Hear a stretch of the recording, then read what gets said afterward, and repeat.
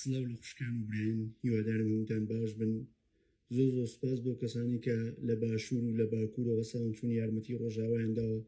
بەڕاستی دەستخۆشیتان یەکەم زۆر سوپاس بۆیەوە. بەڕاستی کارێکی گەورەتان کردووە. بەڕاستی ئەوە سەلمانتان کە کورد بەڕاستی غیرەتی هەیە، شەهامەتی هەیە. زۆر سوپاس بۆیەوە. هیوادارم خەڵکێکی کەژ بچێ. بەڕاستی گەنجەکانمان بڕۆن، گەنجێکی زۆر لەوێ بوون منە بێ ئیشە یا لە ماڵە دانیشتون باشترە بڕۆن دیفاع لە خاکەکەتان بکەن.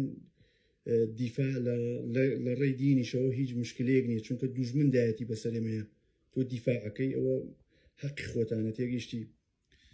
و دووەم شتیش لێرە وەڵم تکایە ئێمەوە جارێ دوو پارچەمان هەمووی گۆمی خێنە بۆ منە ڕۆژهەڵات و ڕۆژاوا خەڵکانێکن هەڵەپەڕن.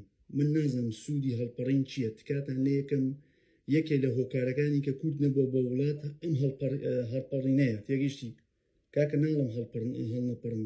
کاتێک کە کەسێک حەفلەیەکە ژنێکێنێ یا بۆ نمونە نەورۆزێکە لەو کاتانەیە توانن هەڵپەڕن، بەڵام خۆ ناگرێتەوە 24 ساعت هەڵپەڕی. ئەوە یەک یا هەر خەریکی گۆرانی باوەڕکەونی کە ملەتی کورد گۆرانی بێژیتیە، هیچ قەومێک گۆرانی بێژیتیە نییە.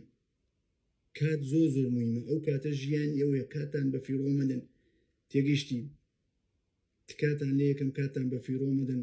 وەسێم شتیش بەڕاستی خەڵکێکی زۆر لە ئەوروپا هاتووەتە دەرێ چوونەتە سەر جادەکان یا شارەعەکان پێشتری چەند هاجارتون باوەڕکن ئیسفادی تووریکی نییە. باوەڕکن ئێوە هێزێکی باشن، زۆربەتان گەنجن، بڕۆنەوە. باوەڕکە ئەوروپا ڕۆژ بە ڕۆژ دێ خراپترە بێت تێگەیشتی. باوەڕکە من پێشبینی زۆر شتەکەم. من سوور دەزانمیەوە هەر ڕۆنەوە جا باشترە زووتر بڕۆنەوە باشترە.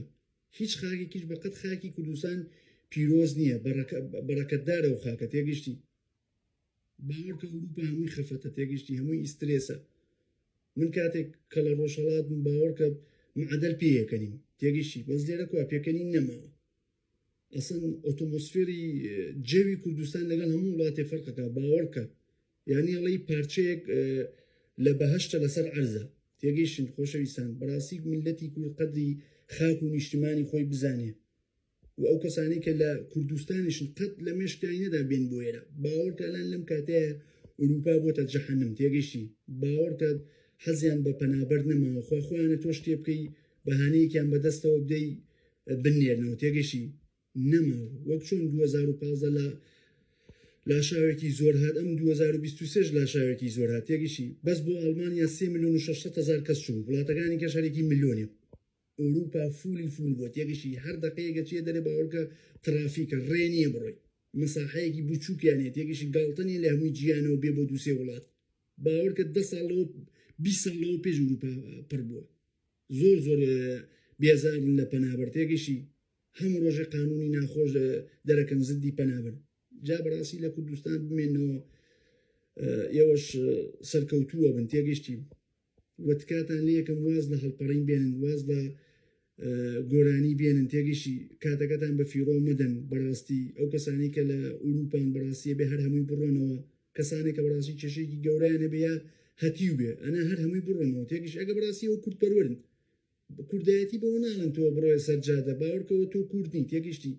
کورد پێشتریش کومە کورد ئەو کەسەیە کە خزمەت بە خوشک و براکانی بکە تێگەیشتی. ئەبێ خزمەت بکەن. بەڕاستی ئەبێ بڕۆنەوە تێگەیشتی. هێزێکی زۆر باشەوانە بڕۆنەوە یارمەتی ڕۆژاوا بدەن. هەر پارچەیەکە کێشەیەکی بۆ پێشات ئەو پارچانێکە بە یارمەتی دن تێگەیشتی. بە دنیا بیسەلمێنن کە ئێمەی کورد وەک سەردەمی کۆن بەڕاستی هێزمانەیە تێگەیشتی.